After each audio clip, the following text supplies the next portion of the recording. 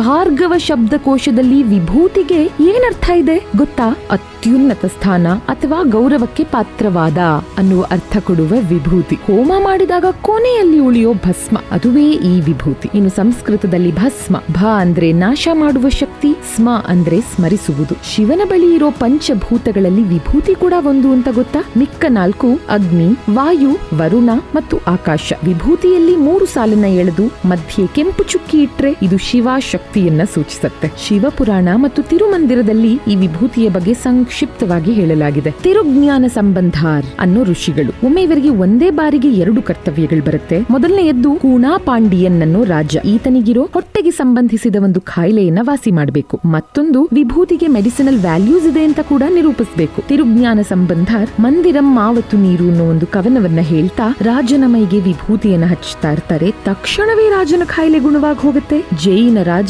ಹಿಂದುತ್ವವನ್ನ ಸ್ವೀಕರಿಸ್ತಾನೆ ಆ ಕ್ಷಣವೇ. ಇದರಿಂದ ಆ ಕಾಲಕ್ಕೆ ಆ ರಾಜ್ಯದ ಎಲ್ಲರೂ ಹಿಂದೂಗಳಾಗಿ ಪರಿವರ್ತನೆಗೊಂಡ್ರು ಅಂತ ಪುರಾಣ ಹೇಳುತ್ತೆ. ವಿಭೂತಿಯನ್ನ 3 ಬೆರಳುಗಳಲ್ಲಿ ತೆಗೆದು ಹಣೆಗೆ 3 ಪಟ್ಟಿಯನ್ನ ಹಚ್ಚೋದು ಗೊತ್ತೇ ಇದೆ. ಹಾರಿಜಾಂಟಲ್ ಅಂದ್ರೆ ಅಗಲವಾಗಿ ಪಟ್ಟಿ. ಮೊದಲನೇ ಪಟ್ಟಿ ಅಹಂಕಾರ ನಿವಾರಣೆಯನ್ನ ಸೂಚಿಸಿದ್ರೆ, 2ನೇ ಪಟ್ಟಿ ತಾತ್ಸಾರ ನಿವಾರಣೆಯನ್ನ ಸೂಚಿಸುತ್ತೆ. ಇನ್ನು 3ನೆಯ ಪಟ್ಟಿ ಕೆಟ್ಟ ಕರ್ಮಗಳ ನಿವಾರಣೆ. ಇದು ಶಿವನ ನೆಚ್ಚಿನ ವಿಭೂತಿಯ ಮಹತ್ವ.